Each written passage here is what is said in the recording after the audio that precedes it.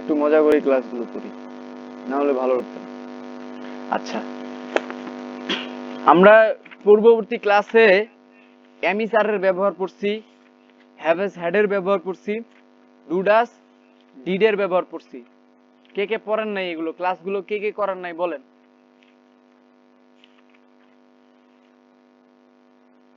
এমিসার, haves had, ডুডাস did, এই তিন ধরনের স্ট্রাকচার আমরা প্রিভিয়াস ক্লাসগুলোতে পড়েছি। এন্ড এই প্রিভিয়াস ক্লাসগুলোতে এই তিন ধরনের স্ট্রাকচার পড়ার কারণে আমাদের কিছু কিছু জিনিসে চেঞ্জ আসছে। যেমন দুই ভাবে এগুলো ব্যবহার হইতে পারে। এমিস আর এরা, হ্যাভ হ্যাজ এরা। এমিসারের পাস্ট ফর্ম ওয়াজ ওয়্যার, আর হ্যাভেজ এর পাস্ট ফর্ম হচ্ছে হ্যাড, তাই না? এরা দুই ভাবে ব্যবহার হতে পারে। এমিসার, ওয়াজ, ওয়্যার, হ্যাভেজ, হ্যাড দুই ভাবে ব্যবহার হইতে পারে। আমি একটু করে দেখাবো যে প্রথমেই এমিসারের বেসিক ব্যবহার। বেসিক ব্যবহার হচ্ছে কোনো কিছু হওয়া, যেমন কোনো অবস্থা বোঝানো, অবস্থান বোঝানো বা কোনো সম্পর্ক বোঝাতে আমরা এমিসার ব্যবহার করি। সেই ক্ষেত্রে যেমন I am Hriday, I am at my school. দেখেন, ঠিক আছে, আমরা প্রথমে এমিসারটা দিয়ে বুঝি, বাকিটা আমরা পরে বুঝবো, ঠিক আছে? So first of all, I am Hriday, I am at my school, she is my sister, she is my sister। এই যে এমিসারের এটা ব্যবহার। আবার সেকেন্ডলি আমরা যদি আরেকটু ফলো করি, এটা কি বুঝাইলো? অবস্থা, অবস্থান, পরিচয়। আমি যদি বলি আই এম, আমি এটাতে ইউ দিয়ে দেখাই, you are fine, that means কি তুমি ভালো আছো, এটা তার অবস্থা বোঝাইলো। এই যে সে যে আমার বোন হয়, এখানে ইজ বসাইছি, সেটা দিয়ে আমাদের সম্পর্ক বোঝাইলো। আমি যে স্কুলে আছি বা আমি বাড়িতে আছি, এম দিয়ে বোঝাইলাম। সো এমিসার দিয়ে এই তিন ধরনের বাক্য তৈরি হয়, অবস্থা, অবস্থান, সম্পর্ক। পিছনের দিকে যদি লক্ষ্য করি, হৃদয় একটা নাম, মাই স্কুল পসেসিভের সাথে একটা নাউন বসছে, মাই সিস্টার এখানেও পসেসিভের সাথে একটা নাউন বসছে, ফাইন এটা একটা অ্যাডজেক্টিভ। সো যখন সাবজেক্ট বসবে, সাবজেক্টের পরে এম, ইজ, আর বসবে, তারপরে অ্যাডজেক্টিভ বসবে অথবা কোনো নাম বসবে, ঠিক আছে? তখন এই একটা রুলস হচ্ছে ফলো করব আমরা, সাবজেক্ট প্লাস এম ইজ আর যে কোনো একটা বসবে, অ্যাডজেক্টিভ প্লাস নাউন। দেখেন এখানে নাউন আছে, অ্যাডজেক্টিভ আছে, পসেসিভ ফর্ম করে নাউন ফ্রেজ করছে, নাউন ফ্রেজ দিয়ে এম ইজ আর বসাইছি আমি এখানে। এটা একটা স্ট্রাকচার, বুঝা গেছে? একই ভাবে আমি মুছাচ্ছি না, ওটা আমি এখানে লিখি। এমিসার দিয়ে আরো একটা কিন্তু হয়, সেটা হচ্ছে আমরা দেখছি এমিসার দিয়ে কি কি হয়। সো এমিসার দিয়ে আরেকটা স্ট্রাকচার হচ্ছে, পিছনে এখানে কি বসছে, নাউন অথবা অ্যাডজেক্টিভ বসছে, কিন্তু পিছনে বসবে ভার্ব প্লাস আইএনজি, ঠিক আছে? যেমন সাবজেক্ট, এখানেও এম অথবা ইজ অথবা আর বসবে, তারপরে ভার্ব বসবে, তারপর আইএনজি বসবে। তখন বাংলাগুলো এরকম হয়ে যাবে। কি হয়ে যাবে বাংলাগুলো? তখন একটা কোনো কাজ চলমান থাকবে, সেই কাজটার শেষে তেসি, তেস, তেসেন থাকবে, অথবা চয় ছয় যুক্ত হিসি, চয় ছয় যুক্ত একার, চয় ছয় যুক্ত একার দন্তন্য, চয় ছয় যুক্ত, এগুলোও থাকতে পারে। যেমন আমি যদি একটা বাক্য তৈরি করি, আমি ভাত খাচ্ছি বা খাইতেছি, তাহলে হয় আই এম, এই যে ইট হচ্ছে ভার্ব, তার সাথে আইএনজি, আই এম ইটিং। তাহলে এমিসার আমরা কয় ভাবে ব্যবহার করতে পারি? আমি যদি কাউকে কোশ্চেন করি, প্রথমে হচ্ছে কাকে কোশ্চেন করব? প্রত্যয়, আপনাকে কোশ্চেন করি, তাহলে এমিসার আমরা কয় ভাবে ব্যবহার করতে পারি? প্রত্যয় কয় ভাবে ব্যবহার করতে পারি? এমিসার দুই ভাবে ব্যবহার করতে দুই পারি। ভাবে। সো ফার্স্ট অফ অল আমি যদি আপনাকে বলি যে দুই ভাবে যে ব্যবহার করলাম, এখানে কেমনে বুঝবো কোনটা মেইন ভার্ব কোনটা হেল্পিং ভার্ব? কিভাবে বুঝবো?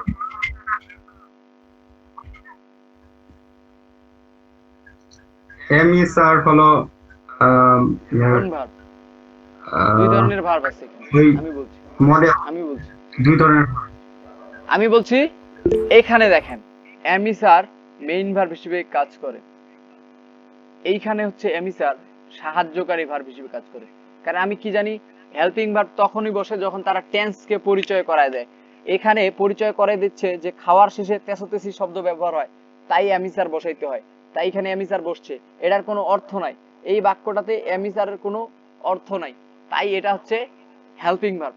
এই বাক্যটাতে অনেক সময় অর্থ দেয়, শি ইজ মাই সিস্টার, সে আমার বোন হয়, সে আমার বোন হয়, তাই না? যে এখানে অর্থ দিছে, এখানে মেইন ভার্ব হিসেবে ব্যবহার হয়েছে, এখানে হেল্পিং ভার্ব হিসেবে ব্যবহার হয়েছে। তো আমি আপনাদেরকে এটাই এতক্ষণ থেকে বোঝানোর চেষ্টা করছিলাম যে এমিস আর হ্যাভেস হ্যাড এরা দুই ভাবে ব্যবহার হতে পারে, সেম অ্যাজ ওয়েল অ্যাজ।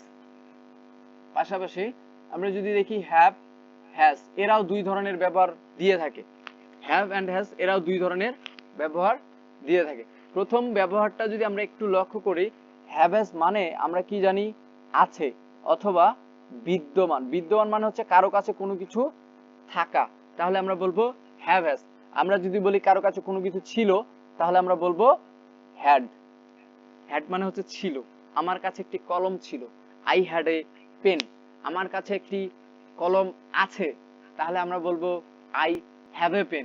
যখন কোনো কিছু আছে তখন আমরা বলবো হ্যাভ হ্যাজ, যখন কোনো কিছু ছিল তখন আমরা বলবো হ্যাড। এবং এখানেও যদি লক্ষ্য করেন, যেমন আমার কাছে একটি কলম আছে, I have a pen. Pen কি? পেন হচ্ছে একটা নাউন। আমরা পূর্বে পড়ছি এমি স্যারের পরে কি বসছিল? অ্যাডজেক্টিভ অথবা নাউন, অ্যাডজেক্টিভ অথবা নাউন।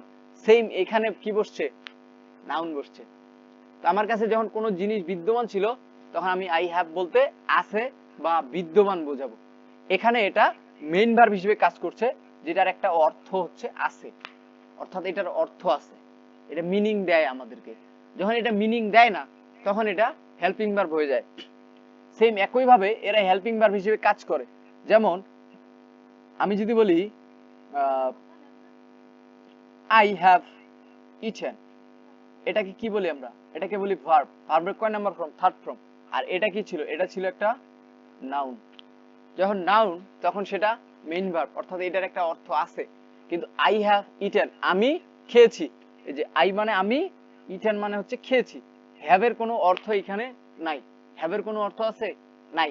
যেখানে হ্যাভ এর কোনো অর্থ নাই, সেটাই হচ্ছে হেল্পিং ভার্ব। যেমনটা আই অ্যাম ইটিং এ ছিল, আই অ্যাম ইটিং এ আমরা দেখছি আই অ্যাম ইটিং।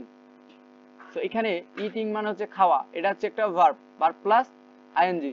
আই মানে হচ্ছে আমি, এটা হচ্ছে সাবজেক্ট। আই মানে আমি, আর ইটিং মানে হচ্ছে খাচ্ছি, এম ইটিং মানে খাচ্ছি আসলে। সো এম এর কিন্তু এখানে কোনো অর্থ নাই, সো এইটাও একটা হেল্পিং ভার্ব। যার কোনো অর্থ নাই বাক্যে, সেটা হচ্ছে একটা হেল্পিং ভার্ব। ওর অর্থ নাই, তাহলে ও কি লাভে, কি কাজে আসে আমাদের? ওকে বসে আমাদের কি লাভ? ওকে বসাবো আমরা শুধুমাত্র এই যে পিছনের অক্ষরটা চেনানোর জন্য, যে কাজটা কখন হচ্ছে, এখন হচ্ছে না আগে হচ্ছে। ঠিক আছে? সো আই হ্যাভ ইটেন এ হ্যাভ হচ্ছে একটা হেল্পিং ভার্ব, আর আই হ্যাভ এ পেন এখানে হচ্ছে হ্যাভ একটা main verb. I have a pen have হচ্ছে একটা main verb, I have eaten এখানে হচ্ছে হ্যাভ একটা অক্সিলারি ভার্ব বা হেল্পিং ভার্ব। তাহলে হ্যাভ ইজ এর ব্যবহার আমরা দুই ভাবে করতে পারি। ঠিক আছে? ওকে, এখন আমরা আজকে যে স্ট্রাকচার গুলো শিখবো, এটা আমি কেন বুঝাইলাম, এটাতে অনেকেরই দ্বিধা দ্বন্দ্ব আমি দেখলাম। যে আই এম স্টাডি একজন বলছিল, তো ওখানে আমি পার্থক্যটা বুঝাই দিলাম। যখন আমি বলবো আই এম হৃদয়, কে বলছিল আই এম স্টাডি? কে বলছিল? একজন বলছিল। কে বলছিল? নামটা ভুলে গেছি। কে বলছিল আই এম স্টাডি? প্রীতি দিদি বলছিল? দাদা কে বলছিল? একটু রেসপন্স। দাদা আমি বলছিলাম। আমি না দৃষ্টি। ওকে দৃষ্টি, নাও লুক এট দেয়ার। এখানে আই এম হৃদয়, এই বাক্যটা ঠিক আছে। কেন ঠিক আছে? কারণ হৃদয় হচ্ছে একটা নাম, নাউন। আই এম হৃদয়, এখানে হৃদয় হচ্ছে একটা নাউন, এটা ঠিক আছে। কিন্তু আমি যখন বলবো আই এম ওয়ার্ক, এখানে ওয়ার্ক মানে হচ্ছে কাজ করা, এটা একটা অ্যাকশন, অ্যাকশন ওয়ার্ড, অথবা এটা একটা ভার্ব, তাই না? আমি কি বলছিলাম, প্রথম স্ট্রাকচারে ছিল সাবজেক্ট বসবে, তারপরে এম ইজ আর বসবে, তারপরে কি বসবে, অ্যাডজেক্টিভ অথবা নাউন বসবে। আর আরেকটা স্ট্রাকচার করছি হচ্ছে সাবজেক্টের সাথে এই সেম এম ইজ আর বসবে, এদের সাথে যদি ভার্ব বসে তাহলে ভার্বের সাথে আমাদের আইএনজি যোগ করতে হবে। সো ওয়ার্ক যদি একটা ভার্ব হয় তাহলে ওয়ার্কের সাথে আমাদেরকে কি যুক্ত করতে হবে, আইএনজি যুক্ত করতে হবে। তাহলে আই এম ওয়ার্ক বলা যাবে না, আই এম ওয়ার্কিং বলতে হবে। স্টাডিও একটা ভার্ব, পড়া একটা কাজ। সো স্টাডির সাথেও আমাদেরকে আইএনজি যোগ করতে হবে। আই এম স্টাডি বলা যাবে না, আই এম স্টাডিং বলতে হবে। আই এম ইট বলা যাবে না, আই এম ইটিং বলতে হবে। ঠিক আছে? আবার যদি হৃদয়ের সাথে আইএনজি যোগ করে দিই তাইলে কিন্তু বাক্য ভুল হয়ে যাবে। আই এম হৃদয়িং বলা যাবে না, কারণ হৃদয় কোনো কাজ না, হৃদয় হচ্ছে একটা নাউন, একজনের নাম। সো আই এম হৃদয়িং বলা যাবে না, আই এম ওয়ার্কিং বলতে পারবো, আই এম হৃদয়িং বলা যাবে না। তাহলে নাউন আর ভার্ব আমাদেরকে চিনতে হবে, আর নাউন কোনগুলো সেটা আমাদেরকে জানতে হবে। সো আমরা ধারাবাহিকভাবে পার্টস অফ স্পিচ পড়বো, এটা নিয়ে আমাদের কোনো টেনশন নাই, আমরা আস্তে আস্তে পার্টস অফ স্পিচ পড়বো। ঠিক আছে? এখন সোজা আমি আবার সেই present simple, present continuous, present perfect continuous, past simple, future simple এই বাক্যগুলোতে চলে যাব। যাদের টেন্স নিয়ে প্রবলেম নাই তারা হচ্ছে ক্লাস থেকে চলে যেতে পারেন, কারণ যারা দুর্বল আছে তাদেরকে একটু এগিয়ে নিয়ে দেন আমরা আবার ক্লাসগুলো কন্টিনিউ করবো। ঠিক আছে? তো এরকম যদি কেউ থাকে আপনারা ক্লাস থেকে বের হতে পারেন, সমস্যা নেই। প্রথম কথা হচ্ছে আমি খাই, এর ইংরেজি হয় আই ইট। আমি খাই, এটার ইংরেজি হয় আই ইট। আমি যদি এটাতে প্রশ্ন করি এটা কোন বাক্য, এটা প্রথমে আমাদেরকে জানতে হবে এটা হচ্ছে present simple present, right? So simple প্রেজেন্টের হেল্পিং ভার্ব হচ্ছে ডু অথবা ডাস, পার্সন ভেদে। এখানে যদি থার্ড পার্সনের সিঙ্গুলার হয় তাহলে আমাদেরকে ডাস নিতে হবে, আর যদি থার্ড পার্সনের সিঙ্গুলার না হয় তাহলে আমাদেরকে ডু নিতে হবে, রাইট?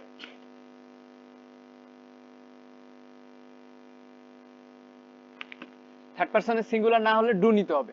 সো আমি খাই, আই ইট। যখন আমি প্রশ্ন করব আমি কি খাই তখন আমাকে বলতে হবে ডু আই ইট। অর্থাৎ যখন আমি প্রশ্ন করব তখন এই ডুটাকে হায়ার করে নিয়ে আসতে হবে। এখানে কিন্তু কোনো ডু নাই, কিন্তু আমাদেরকে জানতে হবে যে প্রেজেন্ট সিম্পলের দুইটা স্ট্রাকচারের দুইটা হেল্পিং ভার্ব থাকে, একটা ডু থাকে একটা ডাস থাকে। তাহলে আমি কি খাই, দেন আমাকে বলতে হবে ডু আই ইট। আমি কি খাই, ডু আই ইট। আরেকটা জায়গায় হচ্ছে ডু আর ডাজ আসে, সেটা হচ্ছে নেগেটিভ যদি হয়, যেমন আমি খাই না, তাহলে আমাকে বলতে হবে আই ডোন্ট ইট। আমি খাই না। তাহলে নেগেটিভ করার সময় আমাদের ডু ডাজ আসে, আর কোয়েশ্চেন করার সময় ডু ডাজ আসে। একইভাবে যদি এখানে সাবজেক্ট যদি আমি না হয়ে থার্ড পার্সনের সিঙ্গুলার নাম্বার হতো তাহলে আমাকে ডাস নিতে হতো। আমি যদি দেখাই যে সে কি খায় তাহলে আমাকে বলতে হবে ডাস হি ইট। এখানে কিন্তু অ্যাস যুক্ত করা যাবে না। আবার আমি যদি বলি সে খায় না তাহলে বলতে হবে she doesn't eat। বুঝা গেছে? এটা প্রেজেন্ট সিম্পল টেন্সের কোশ্চেন এন্ড নেগেটিভ ফর্ম। ওকে, তাহলে আমি এখন কাকে কোশ্চেন করব, কাউকে কোশ্চেন করি। ওকে, দিলীপ রয় আপনাকে কোশ্চেন করি। সবাইকে কোশ্চেন করব, কেউ মন খারাপ করবেন না কাইন্ডলি, আপনারা অনেক গুড স্টুডেন্ট, রাইট? দিলীপ রয় আছে? কুইকলি রেসপন্স করতে হবে। দাদা আছে। ওকে, আপনি বলেন যে আমি খেলি, ইংরেজি কি হবে? I play. আমি মাঠে খেলি, তাহলে ইংরেজি কি হবে? I play in the field. আমি মাঠে ফুটবল খেলি, ইংরেজি কি হবে? আমি মাঠে ফুটবল খেলি। I play in the. কি খেলি ওটা আগে বলতে হবে। I play football. I play football in the field. আমি কি ফুটবল খেলি, ইংরেজি কি হবে? আমি কি ফুটবল খেলি? আপনার বলার ধরনটা কিন্তু ঠিক না, বাংলায় বলার ধরনটা কিন্তু অনেক ইম্পর্টেন্ট। গত ক্লাসে বলছি, কে জানি বলছিল না যে পড়ছি, পড়ছি বলা যাবে না, বলতে হবে পড়েছি। তো আপনার বলার ধরনটাতেও কিন্তু প্রবলেম আছে। আমি কি ফুটবল খেলি, এভাবে বলেন, তাড়াতাড়ি রিপিট আমি করেন কি আমার সাথে। ফুটবল খেলি? হয়নি, এক্সপ্রেশন হয়নি, প্রশ্ন হইল না তো আপনার এটা, আমি তো প্রশ্ন করতেছি। আমি কি ফুটবল খেলি, বলেন, বাংলাটা ঠিক করেন আগে। Am I play football? Am I play football বলা যাবে না। আমি এখানে স্ট্রাকচারে লিখছি, আমি কি ফুটবল খেলি, আমি বলি নাই যে আমি খেলতেছি, আমি বলছি কি খেলি। এই যে রস্যই আছে, খেলি, তাহলে আমাকে কি নিতে হবে, ডু ডাস নিতে হবে। ডু আই প্লে ফুটবল, বলেন আমি Do I ফুটবল play খেলি না, football? কি হবে ইংরেজি, তাড়াতাড়ি রিপিট করেন, সরি I রিপ্লাই do দেন। not play football. I do not play football.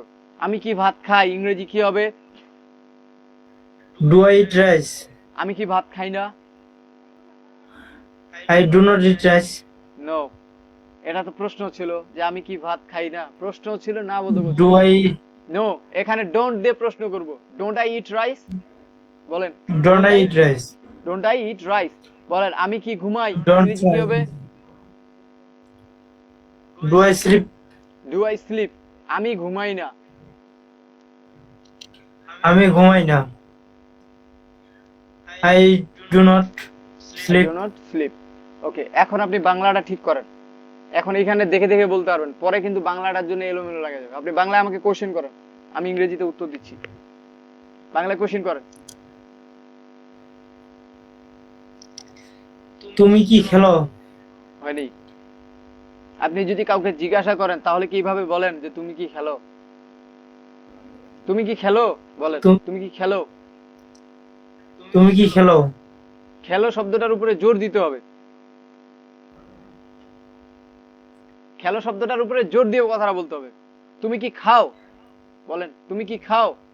সবাই এইটা ঠিক তুমি করেন। কি খাও? তুমি কি খাও, তুমি কি খাও?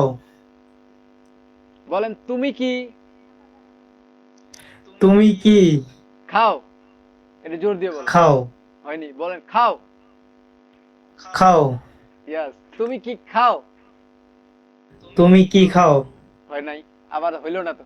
কে বুঝছে আমি কি বুঝাইতে যাচ্ছি, এটা কে বুঝছে বলেন তো, বাংলাটা কে কে কে বুঝছেন? রিপ্ত বুঝছেন, বলেন। প্রীতি বলেন তো কি বুঝাইতে যাচ্ছি, আপনাদের কাছে হয়তো বুঝবে, বলেন তো কি বুঝাইতে যাচ্ছি আমি। প্রীতি বলেন।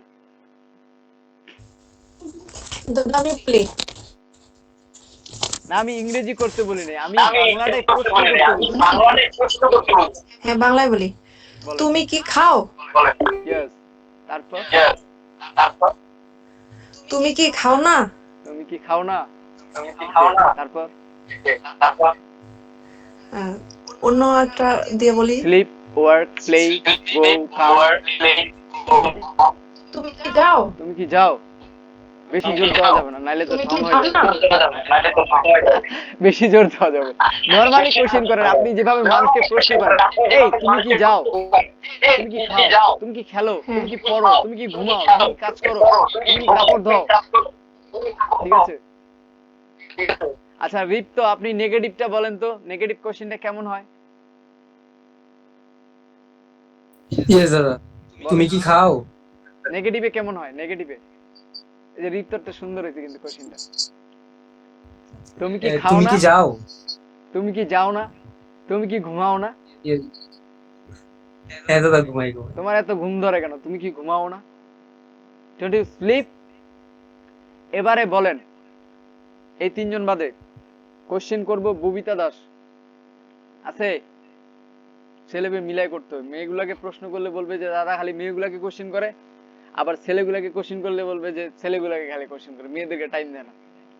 মিলাই করতে হবে। ওকে, ববিতা দাস আছে, শোনে না। হ্যাঁ ওকে, আনমিউট থাক, কথা বলছি আপনার সাথে, আনমিউট করেন। আনমিউট হয়নি, কথা ওকে। এখন বলেন যে হৃদয় ফুটবল খেলে, কি হবে, কি হবে তাতে?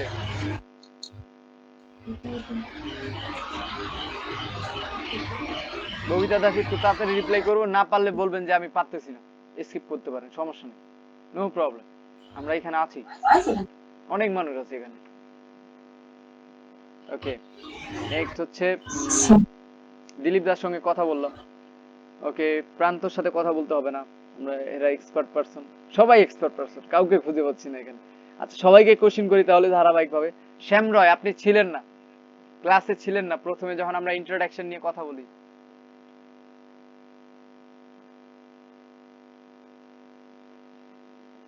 তুই হচ্ছে ক্লাসের সময় কখনো ঘর আসিস না, এপাশে একটা ক্যামেরা, এটা একটা ক্যামেরা, এটা একটা ক্যামেরা চলছে, কোনটা যে আনমিউট করা থাকবে, তাড়াতাড়ি যা।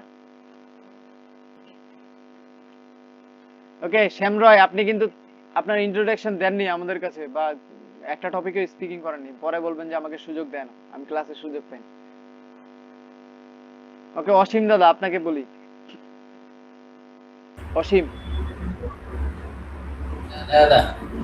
এই যে রুমন হাত তুলছে, রিপ্ত হাত তুলছে, চিন্ময় মুক্তি হাত তুলছে, এরা তো সবাই পারে ভাই, আপনারা তো পারেন ভাই, আপনারা কোশ্চিন করবো কেন বলেন তো? আপনাদেরকে কোশ্চিন করবো যখন প্র্যাকটিস করবো, তখন কোশ্চিন করবো আপনাদেরকে। অসীম দাদা আপনি বলেন যে হৃদয় ফুটবল খেলে, ইংরেজি কি হবে? Hriday is playing football. Hriday is playing football, এই যে there is the biggest problem, এটা হচ্ছে আমাদের সবচেয়ে বড় প্রবলেম। হৃদয় ফুটবল খেলে মিন্স, আমি বলিনি যে হৃদয় ফুটবল খেলছে, আমরা বাংলায় এটা ব্যবহার করি দেখে আমাদের ভুল হয়। হৃদয় ফুটবল খেলে, প্রেজেন্ট সিম্পল হবে।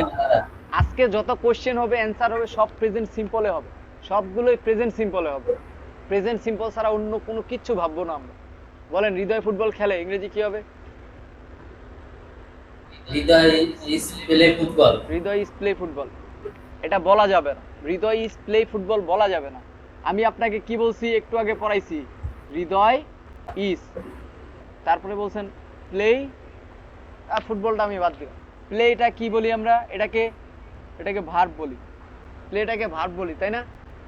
তো আমরা কি জানি, যদি এমিজার বসাই তাহলে যদি ভার্ব থাকে, তাহলে ভার্বের সাথে কি যুক্ত করতে হয়? আইএনজি যুক্ত করতে হয়। আইএনজি যুক্ত করলে প্লেইং হয়ে যায়। আর হৃদয় ইজ প্লেইং মানে কি হয়? হৃদয় খেলছে হয়ে যায়। কিন্তু আমি আপনাকে বলছি হৃদয় খেলে, এই যে আমি বলছি আমি খেলি, এরকম হৃদয় খেলে, তো এটা হবে হৃদয় প্লেস। অবন্তিকা বলতে যাচ্ছে কিছু, বলেন শুনি। এটা হবে হৃদয়, ওকে, হৃদয় খেলে, এটাই কোশ্চেন ছিল, হৃদয় প্লেস। আচ্ছা এবার বলেন হৃদয় কি খেলে, কি হবে ইংরেজি?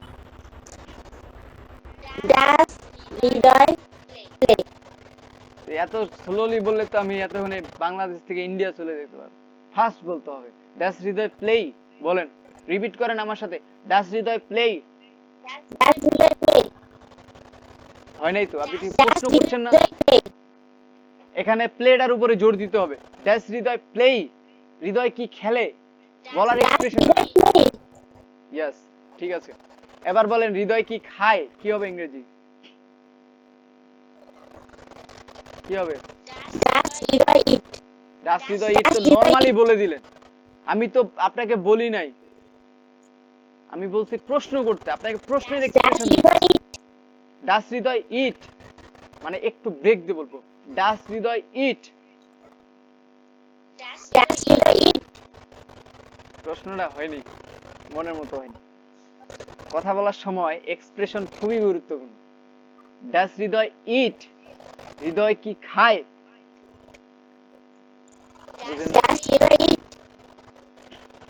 আচ্ছা এটা পড়েন তো,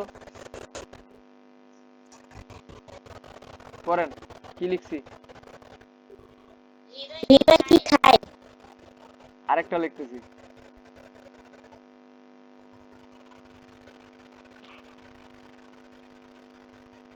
এটা পড়েন। এখানে কিন্তু বুঝার বিষয় আছে, এখানে একটা গ্যাপ আছে। Yes, এইটা পারছেন, তো ওইটা কেন পারতেছেন না? এখানে একটা গ্যাপ আছে, হৃদয় কি খায়, আরেকটা হৃদয় কি খায়। পার্থক্যটা বুঝতে পারছেন? হৃদয় কি খায়? ডাস হৃদয় ইট? হৃদয় কি খায়? হোয়াট ডাস হৃদয় ইট? তখন ডাসটার উপর প্রেসারটা চলে যায়। হোয়াট ডাস হৃদয় ইট? তখন হৃদয় ইটটা নরমাল থাকে। যখন আমি বলি হৃদয় কি খায়, তখন আমাকে বলতে হবে ডাস হৃদয় ইট। আপনি বলেন, আমি কোশ্চেন করবো 5টা, টানাটানি মানে টানা একসাথে বলবেন। বলেন হৃদয় কি ঘুমায়? কোশ্চেন করেন ইংরেজিতে, কোশ্চেন করেন। হয় না তো, কোশ্চেনটা হচ্ছে না আপনার। ডাস হৃদয়, ডাস হৃদয় স্লিপ। স্লিপটা একটু লং করে বলবেন। ডাস হৃদয় স্লিপ। ইয়েস, এবার এক্স্যাক্টলি হইছে। এবার বলেন হৃদয় কি ঘুমায়? আরেকবার। হৃদয় কি খেলে? আরেকবার। হৃদয় কি যায়? ওকে, এবারে আমরা চলে যাব হৃদয় যায় না। কি হবে? একটু ফাস্ট বলবেন, আরো শর্ট সময়। হৃদয় ডাজন্ট গো। বলেন হৃদয় ডাজন্ট গো। হৃদয় কি খেলে না? এটা কিন্তু না বোধক প্রশ্নবোধক। তখন কি বলবো? নো নো নো, হৃদয় কি খেলে না? হৃদয় এখানে হচ্ছে সাবজেক্ট। তো ডাজন্ট হৃদয় প্লে না, হোয়াট বলা যাবে না। আমি নরমালি কোশ্চেন করছি হৃদয় কি খেলে না, আমি তো বলি নাই যে হৃদয় কি খেলে না। যখন আমি বলবো হৃদয় কি খেলে না, তখন বলবো হোয়াট ডাজ দিয়ে, হোয়াট ডাজন্ট দিয়ে। ঠিক আছে, বুঝে গেছে বাংলা কথা?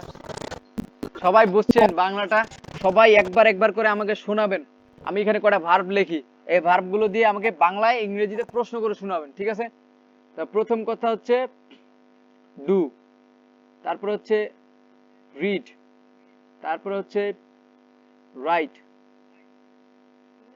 এই তিনটা শুনুন, ডু, রিড, রাইট। প্রথমে হচ্ছে অন্তঃপুদ্দার, তাড়াতাড়ি বলেন। এই তিনটা দিয়ে বাক্য তৈরি করবেন। Present simple, question, negative. বুঝছেন সবাই?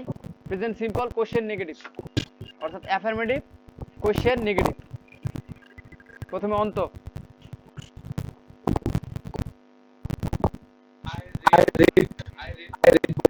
না, আমি হৃদয় দিয়ে বলতে বলছি, হৃদয় থার্ড পারসন। ডু দিয়ে একটা ভার্ব আছে না এখানে? ডু একটা ভার্ব আছে না?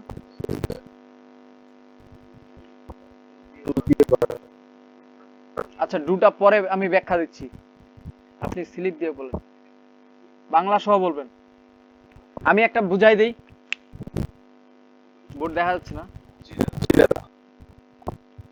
আমি চেঞ্জ করছি এখানে লেখা, কিন্তু স্ক্রিনে আসছে না কেন, এরকম যে হচ্ছে। Okay, so sleep, read, right. Sleep, read, right. Hridoy sleeps, Hridoy ঘুমায়। হৃদয় ডাজন্ট স্লিপ, হৃদয় ঘুমায় না। Does Hridoy slip? হৃদয় কি ঘুমায়?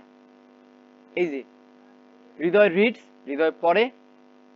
হৃদয় ডাজন্ট রিড, হৃদয় পড়ে না। Does Hridoy read? হৃদয় কি পড়ে? হৃদয় রাইট, সরি হৃদয় রাইটস, হৃদয় লেখে।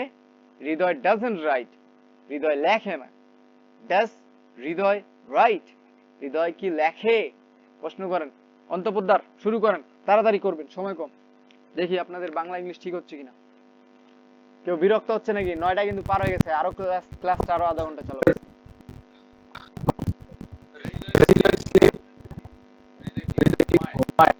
আবার হৃদয় কি ঘুমায় কোশ্চেন করতে বলছি প্রথমেই।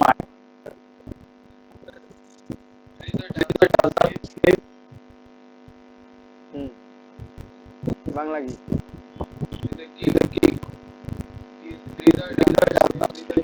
আপনি একটা দেন, যে কোনো একটা নিয়ে করেন তো, 3টা বাক্য তৈরি করেন। একটা হচ্ছে হৃদয় ঘুমায়, হৃদয় ঘুমায় না, হৃদয় কি ঘুমায়, করেন যে কোনো একটা নেন এখান থেকে।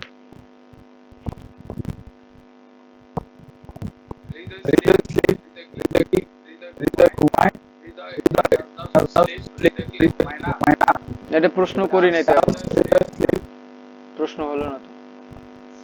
হৃদয় ডাজেন্ট স্লিপ, হৃদয় ঘুমায় না, প্রশ্ন করি নাই। ওকে, অন্তঃপদ্মার আমরা পরে আবার আসবো আপনার কাছে। অন্তরা মহন্ত, আপনি বাক্য যে কোনো একটা ভার্ব নিয়ে বাক্য তৈরি করেন তো, 3টা করে, 4টাই করেন, একবারে নেগেটিভ কোশ্চেন সহ করেন। অন্তরা না থাকলে অসীম শিকদার।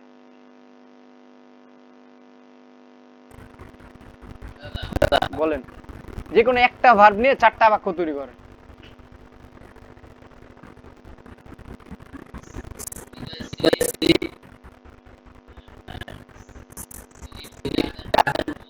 বাংলাটা বলেন, বাংলাটা বলেন।